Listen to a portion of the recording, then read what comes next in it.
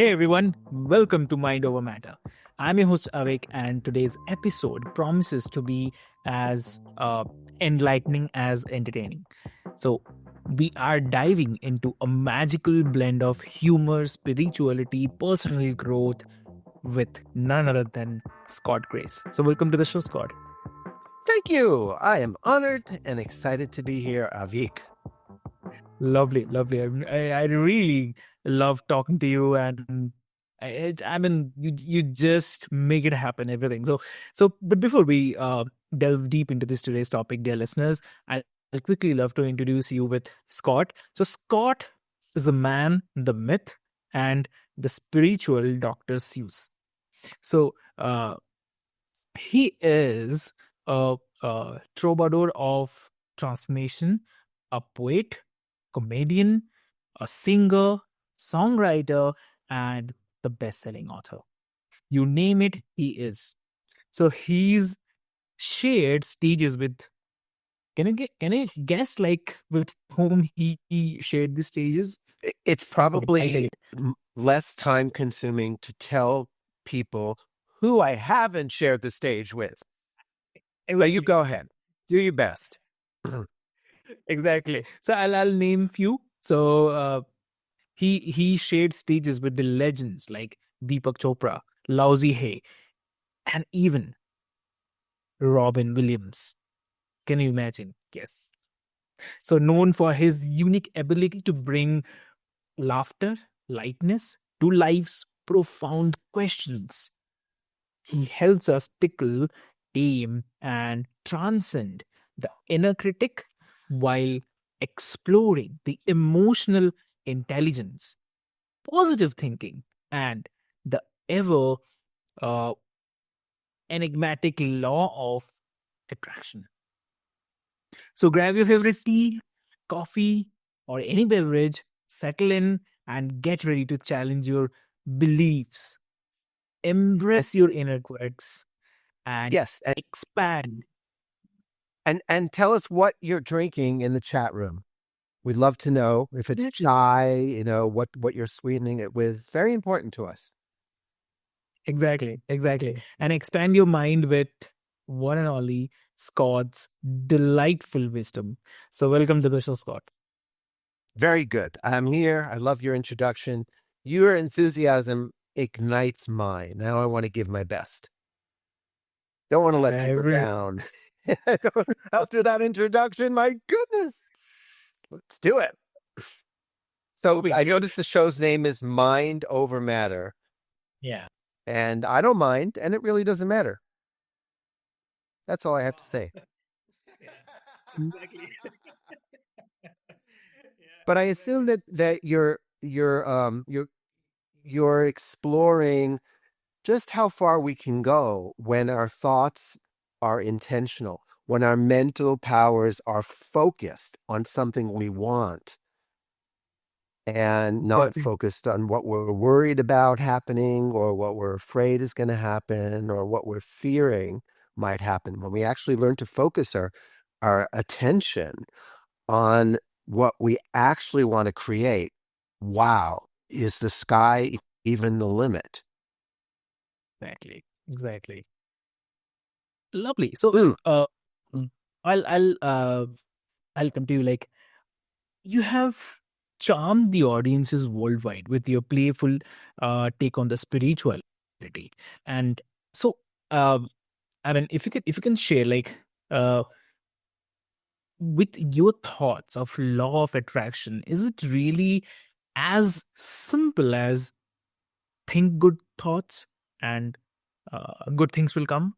So, what do you say?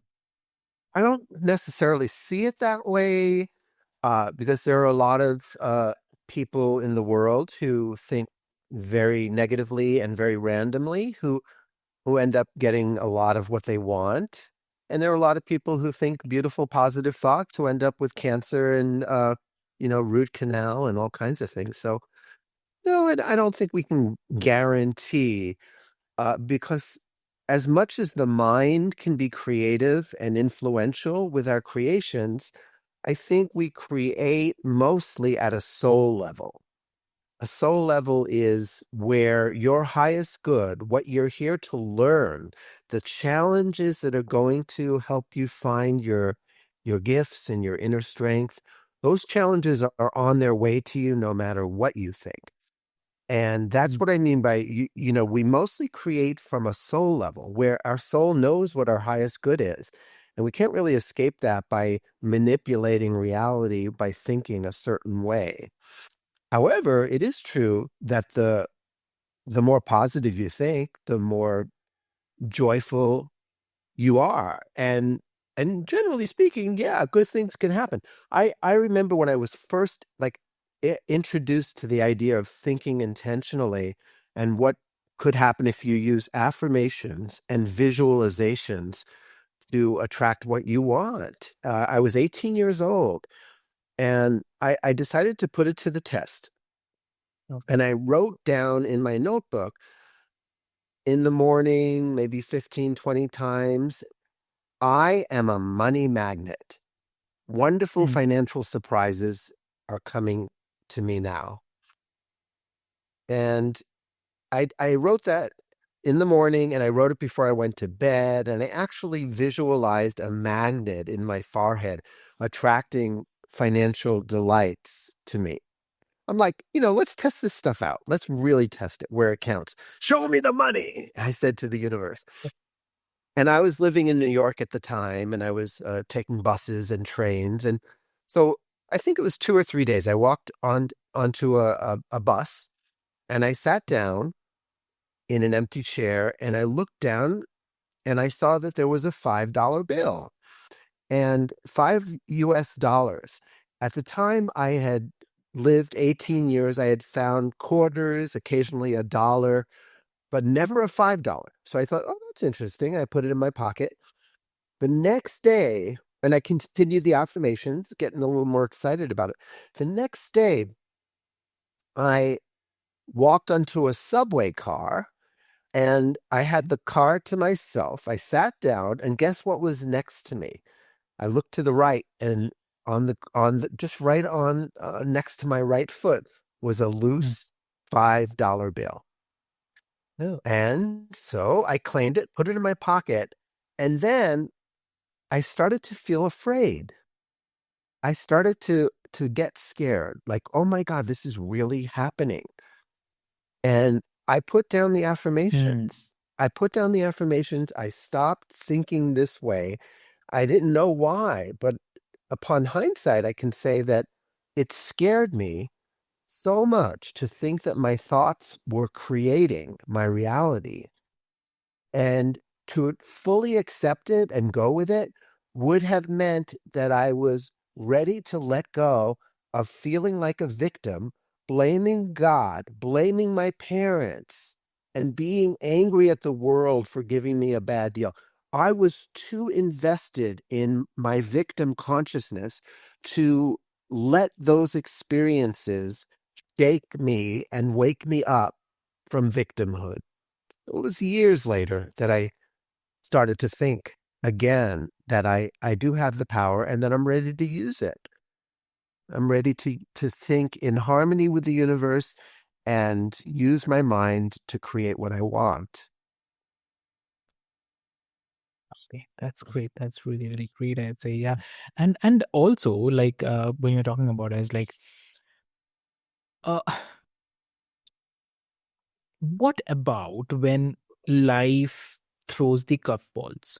Like, we can truly attract challenges, or is there a deeper interplay at work there? What like is there some kind of rhyme or reason? Uh, Kind of, I mean, when there are a lot of challenges, then how we truly uh, face this? I mean, I mean, anything you can share on this? well, it takes a lot of growth and maturity to give up taking things personally. So most of us have been raised in some kind of religious, cultural upbringing in which things are seen as rewards or punishment. And that's Yeah. all taking things very personally. And so when something unpleasant happens, the first reaction might be, what's wrong with me? Or maybe what's wrong with God? Something God is withholding from me. God damn you, God. Or whose fault is this? I'm being punished. Whose fault? It must be my fault. So that kind of thinking has to grow up. It's not personal. It's not always about your thoughts. And as I said before, like everything that we draw to us, whether it be challenging, and by the way, success can be very challenging. Meeting the love of your life can be extremely challenging. Winning the lottery can be challenging as hell. These massive changes towards the better bring with them the need to mature and grow up, and in all kinds of ways. So there's no such thing as a positive experience without its shadow, and there's no such thing as a challenge without its gold. That's why nothing is just pure positive or pure negative. So I would say a better question when you draw something painful to you than how did I attract this is, how can I learn from this? How can I grow into a more compassionate, more patient, wiser human being? And you don't even have to have an answer to that question. Once you ask it, you're out of the victim consciousness. Yeah. But it's much more important to learn how to accept what comes to you and work with it as a gift than it is to create only good positive experiences. If you only created good positive experiences, you would not grow as a human being. You wouldn't become more compassionate, and you probably isolate in your ivory tower of superiority and miss out on the lessons of the heart, which very often come to us through disappointment and heartache. Exactly. Exactly. So some people argue that toxic positivity and denying the negative emotions, so which can be a part of byproduct of like overemphasizing the positive thinking. So Yes. how do we avoid that trap while staying emotionally intelligent? Well, by focusing on, I accept that I'm disappointed in this moment. This too shall pass. I accept that I'm angry in this moment. This too shall pass.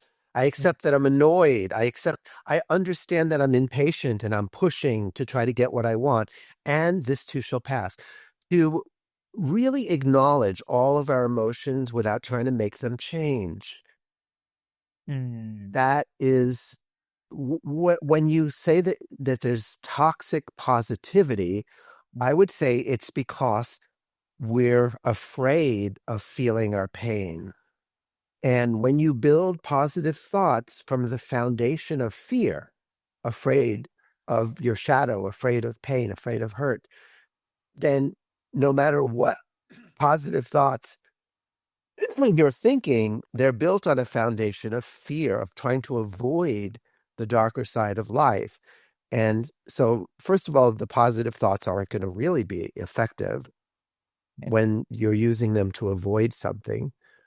And second of all, you're in denial, and people just aren't going to be all that trusting of you because there's nothing authentic going on about you. mm, You're a walking, talking box of affirmations, and people can smell the bullshit a mile away. it's lovely. I guess that's You don't have to say lovely, Avik. yeah. But it's a truth. It's something to explore, to find the balance Mm, between positive thinking and accepting just whatever you want to call it, the challenges that come along the way in everybody's life. exactly. Exactly. Yeah. So And I would just want to make sure there's time for the Dr. Seuss because he's going to be on the loose. He's got to come out, and we only have 10 more minutes. So just warning you that Dr. Seuss is on the loose. Please. So I'll welcome Dr. Seuss. Do you do you have in India? Are people aware of Dr. Seuss?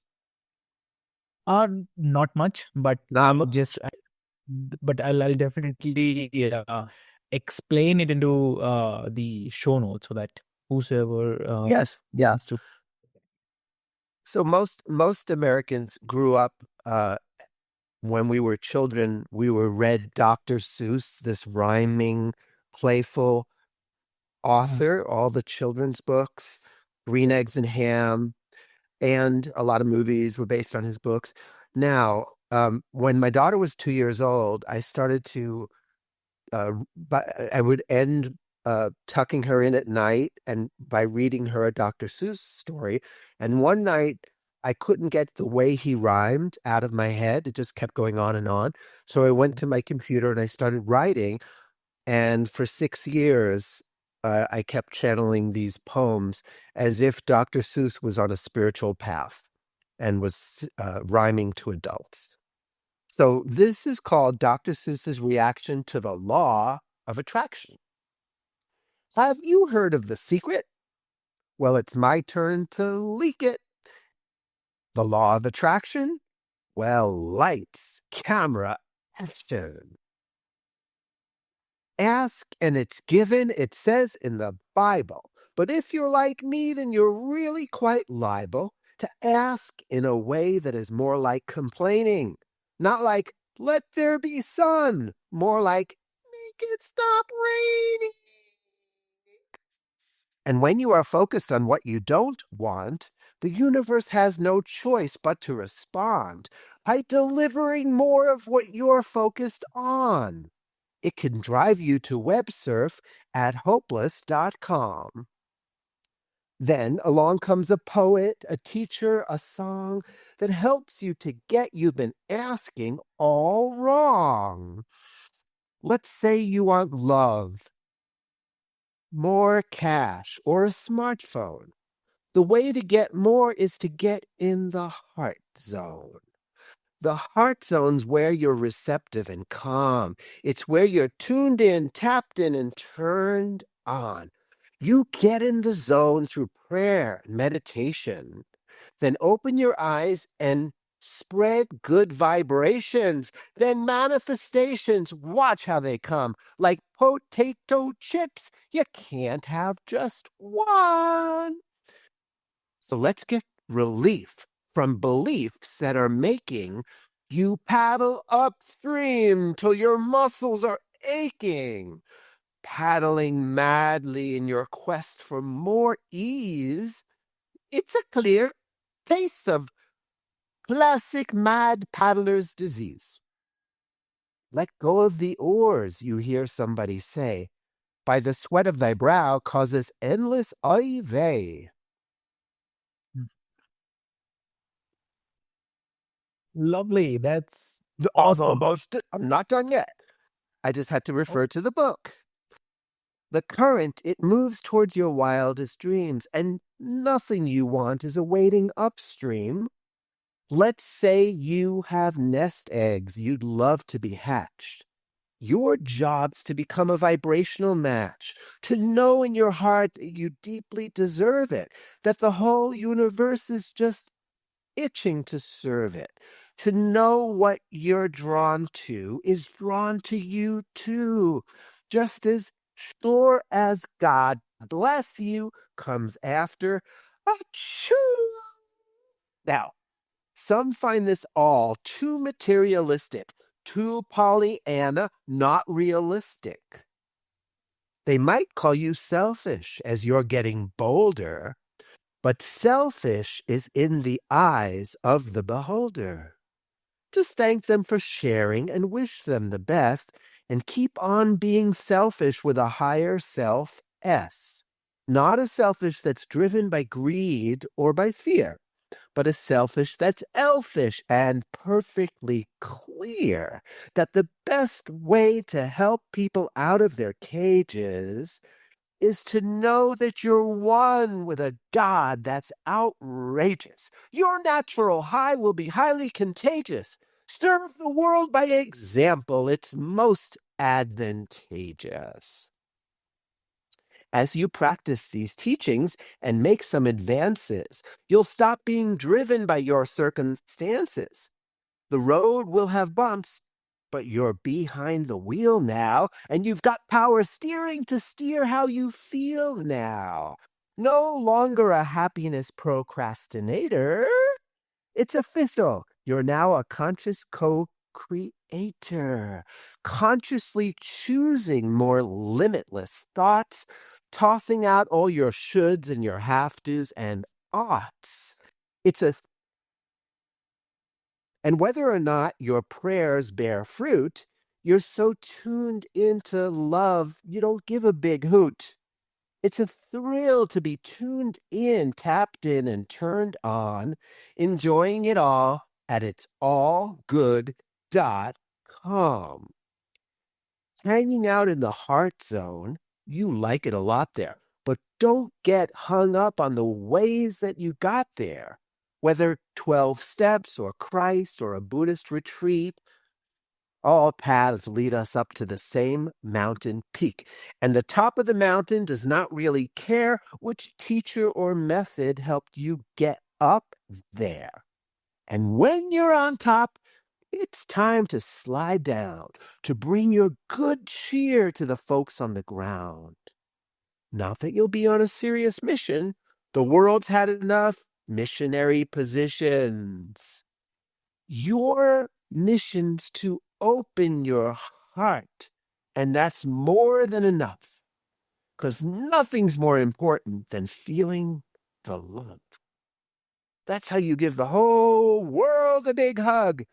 Nothing's more important than sharing the love.